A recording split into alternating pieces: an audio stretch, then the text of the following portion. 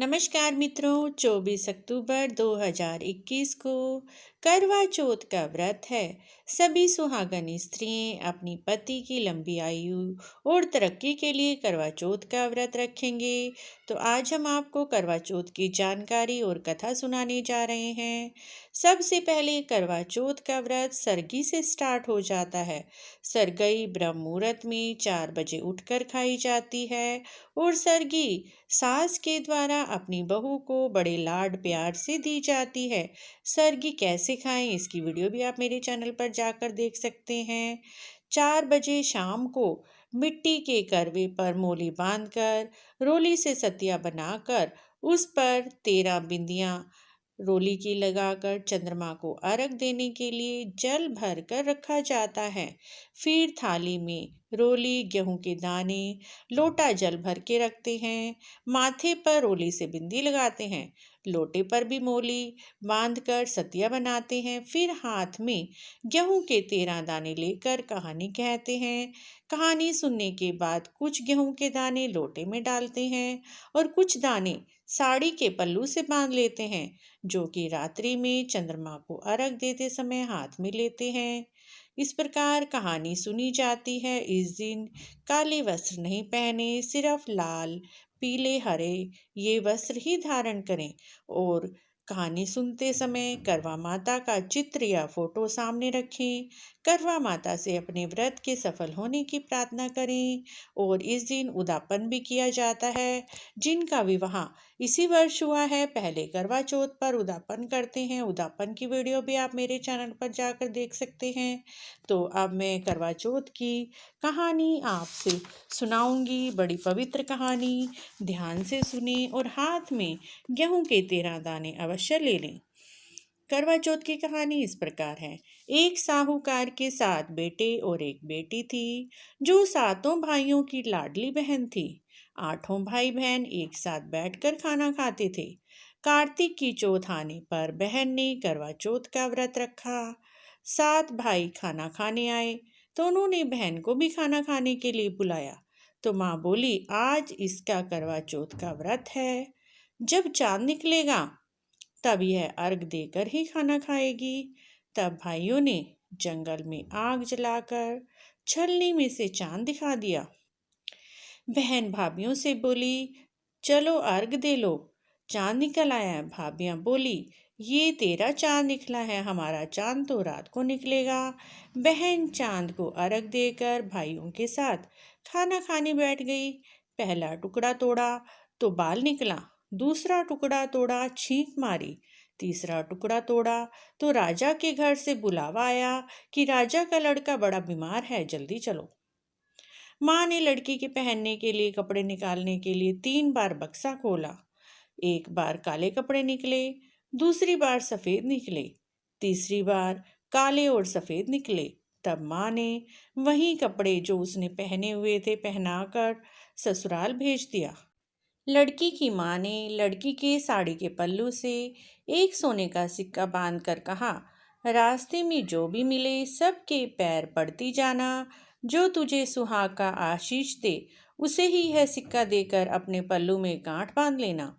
रास्ते में किसी ने भी पैर पड़ने पर सुहाग होने का आशीष नहीं दिया। सब ने यही आशीष दिया, ठंडी हो, सब्र करने वाली हो, सातों भाइयों की बहन हो, अपने भाइयों का सुख देखने वाली हो। अब ससुराल के घर पहुंची तो दरवाजे पर छोटी ननद खेल रही थी। बहन उसके पैर पड़ी तो ननद बोली, सीली हो, सपूती हो, 7 बेटों की माँ हो, मेरे भाई का सुख देखने वाली हो। यह आशीष सुनकर उस लड़की ने सोने का सिक्का अपनी ननद को दे दिया और अपने पल्ले में गांठ लगा ली। अंदर गई तो सासू ने कहा, ऊपर की कोठड़ी है, वहां जाकर बैठ जा। जब वह ऊपर गई तो उसने देखा कि उसका पति मर चुका है। अब वह उसे लेकर उसी कोठड़ी में पड़ी रही, उसकी सेवा करती रही। उसकी सास दासियों के हाथ बची खुची रोटी भेज देती। इस प्रकार उसे अपने पति की सेवा करते करते 1 साल हो गया।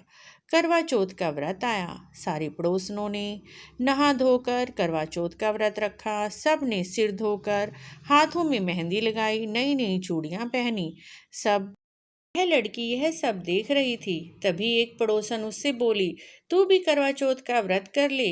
वह बोली, मैं कैसे करूं? पड़ोसन बोली, चौथ माता की कृपा से सब ठीक हो जाएगा। पड़ोसन के कहने पर उस बहू ने भी व्रत रखा। थोड़ी देर के बाद करवे बेचने वाली आई। करवा ले लो, करवा ले लो, भाइयों की प्यारी करवा ले लो, दिन में चांद उगावनी करवा ले लो, ज्यादा भूख लगने वाली करवा ले लो। बहू ने आवाज लगाई, ए करवे वाली, मुझे भी करवा दे जा। करवे वाली कहने लगी, मेरी दूसरी बहन आएगी, वो तुझे करवा देगी। दूसरी बहन आई, करवा ले लो, करवा ले लो, भाइयों की प्यारी करवा ले लो, दिन में चांद उगावनी करवा ले लो, ज्यादा भूख लगने वाली करवा ले लो।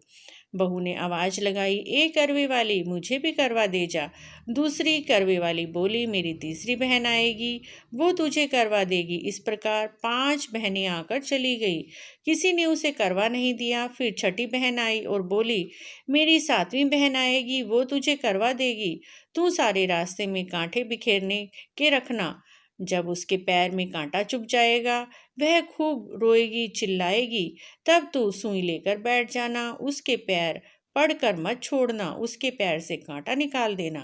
वह तुझे आशीष देगी तो उसके से करवे मांग लेना, तब वह तुझे करवा देकर जाएगी। तब तू उदापन करना, जिससे तेरा पति अच्छा हो जाएगा।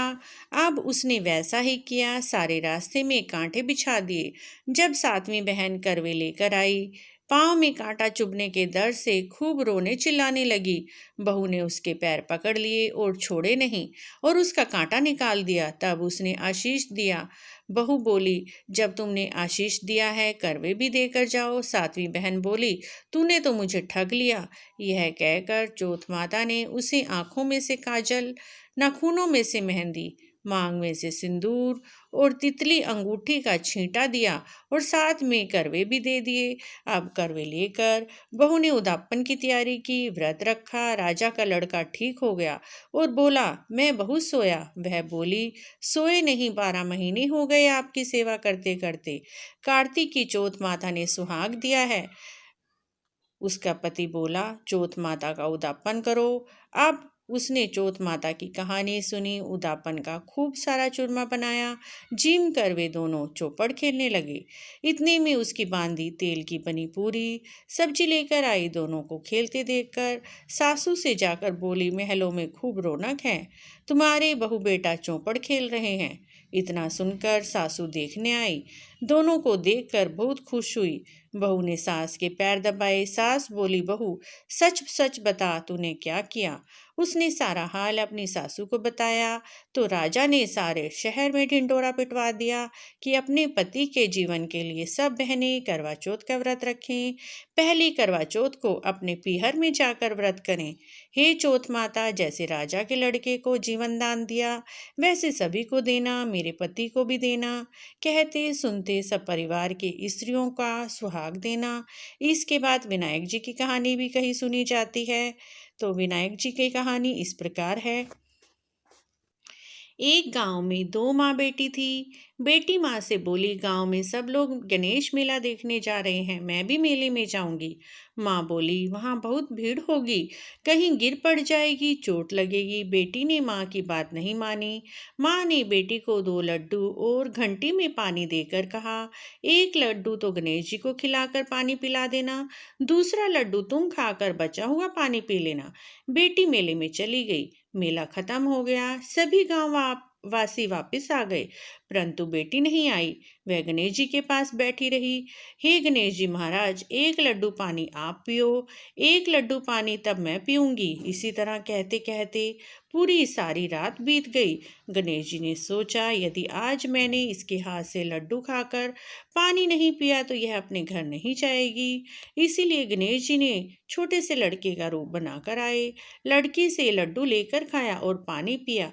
कहा, कुछ मांगो। लड़की ने मन में सोचा, क्या मांगू? अन्न मांगू, धन मांगू, महल मांगू, सुहाग मांगू, खेत मांगू, बैल मांगू, बस इतना ही मांग लेती हूँ। गणेश जी ने उसके मन की सारी बात जान ली। वह बोले, अब तू घर जा, जो भी तूने मन में सोचा है वह सब तुझे मिलेगा। लड़की घर पहुंची तो माँ ने पूछा, इतनी देर कैसे हो गई? लड़की ने कहा, आपने कहा था कि गणेश जी को लड्डू खिलाकर पानी पिलाकर आना।